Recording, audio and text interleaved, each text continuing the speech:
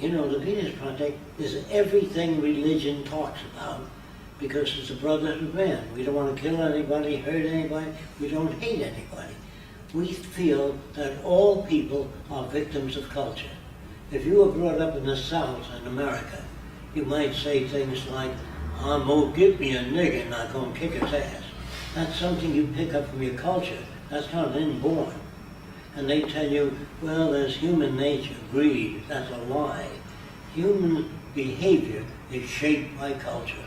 Once you have a younger child, put him on your lap and play with him, and the 7-year-old is standing there with that lower lip out. You are making jealousy and envy, so you always take your older kid and the baby kid on your lap together. You don't say, why can't you be like your brother? Well, because your brother's different than you are, but you will be resentful of favorable treatment for your brother. So in school, when you grade kids, you produce jealousy and envy. When you have, unfortunately, this is going to be harder to change. You can leave this out if you want to. Most sports produce competition, which is not good.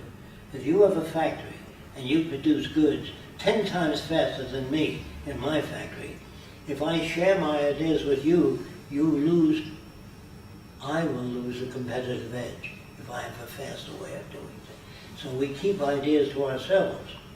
That deprives the whole world. When you patent things, you deprive the world of ideas. But if we take care of every human being, every inventor, real lifestyles that are beautiful for everybody, art centers, music centers, cultural centers, so kids don't have to hang out in malls. You'll see a lot of kids hanging out in malls in America. There should be art centers, cultural centers, music centers for people to go. Because am I an idealist? No. Every kid that's college graduate that has more information enriches that nation. If you have millions of kids here that can't afford to become engineers, architects, designers, you are depriving the nation of ideas. The more businessmen you turn out, the more shafting of the public. The businessman is out there to make money. Proof. If the United States loved its people, it would never permit cigarettes. Cigarettes always produce cancer. It may take 20 years or 15 years, but it always produces cancer of the lung and damages the heart. Now, if you say no to smoking, that's no good. We will show movies of people really dying of lung cancer. Real, so the kids know what the hell I'm talking about. I'm really serious. I know a lot of people have been conditioned to smoke. You see cigarette butts all over the street, but they don't really know the consequences. And if the country loved the people, they say more people are killed by drunk drivers than anything else. No car will start if you got in drunk. You understand? The breathalyzer is built in the car. So, in other words, we are interested in solving problems, not saying drive carefully, school children crossing. I want you to understand another thing about war. Soldiers learn to kill. They have machine guns, cannons, rockets, and all your parks have cannons, war tanks that wouldn't be in any park in the Venus Park. Only the people like Madame Curie, Louis Pasteur, people that made contributions to the well-being and education of people in the parks and in front of the school. There you got bombers in America, you got airplanes, warplanes in front of schools. You show warplanes shooting down other planes. So the kids can only go to department stores and they got machine guns there. They got all these games where they're killing each other constantly. How do you expect people to be sane? And so, in America, I don't know about here, you have Mickey Mouse Club. You fill the kids' heads with crap like that, and you expect an intelligent nation? Impossible. Not only that, they give them Jack and the Beanstalk, Cinderella, they lie to kids. They always tell the kids, don't ever lie. So the kids say, Daddy, where do babies come from? The stork brings the baby. That's a lie. On Christmas, they tell the kids Santa Claus brings them things. It's your papa, your mama, your cousin that bring you things because it makes them feel good. Don't lie to them. After you lie to them, what do you expect them to do? We have so many fairy tales and false things, even American history. That all the leaders of America were great men. Everything they said was great. But the truth is that George Washington, the first president, had 300 black slaves. Did you know that? He would never be elected, be imprisoned in a sane society. He'd be re-educated. Now, Harry Truman, called the Truman Doctrine, was a president of the United States, and he owned a hat store. He sold hats. And what the hell has that guy got to do with being president of the United States? People that would be leaders of the country should at least be people who know about human history, who know about manufacturing and producing goods and services to make things available to people. Politicians, when I say know nothing, don't take my word for it. Ask them. How would you solve international differences? I don't know. How can you prevent war? I don't know. They don't know anything. I'm trying to get that across to you. Don't take my word for it. Try it sometime. Talk to politicians. So I'm saying this. Engineers will not be in charge. They'll be assigned. Like if you're an agronomist, you'll be assigned to agricultural problem. You say, well, I need so much land to do that. You'll be given that land. So every research lab, heart disease, cystic fibrosis, cancer, no more digging up nickels and dimes.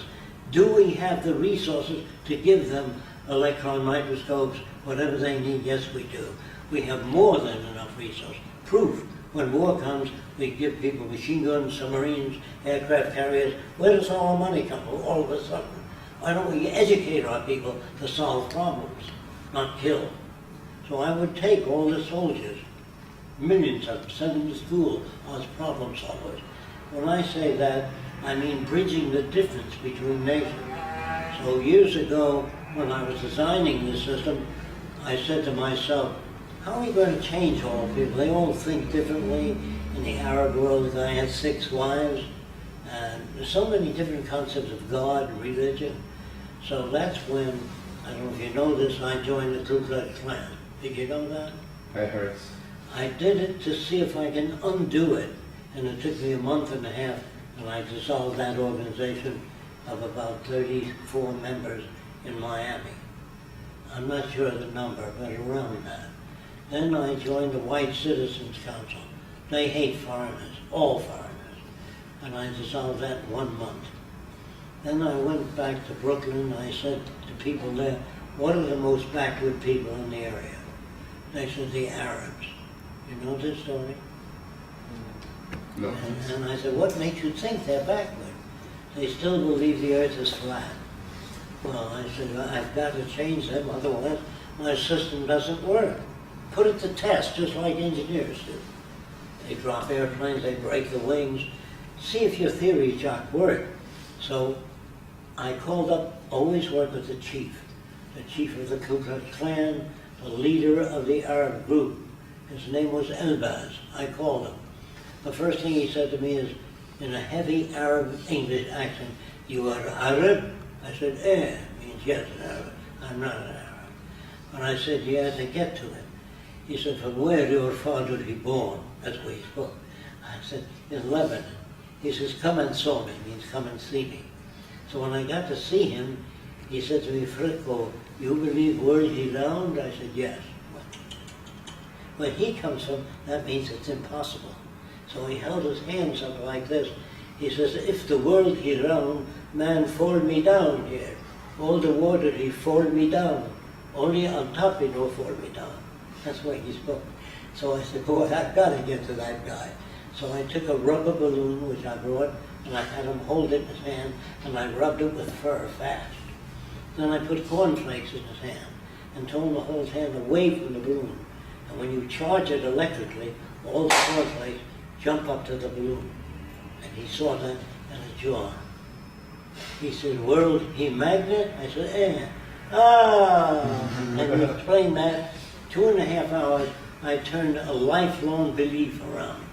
But not by arguing with him, not by calling him names. When the chief of the Klan, the Ku Klux Klan in Miami, said to me, you're a smart guy, Jacque, what do you think of the Klan? I said, it's a great idea, but it doesn't go far enough. That gets his ear. But if you attack, you lose it. Do you understand? We have to use different tactics for different people, not logic or reason. That doesn't work.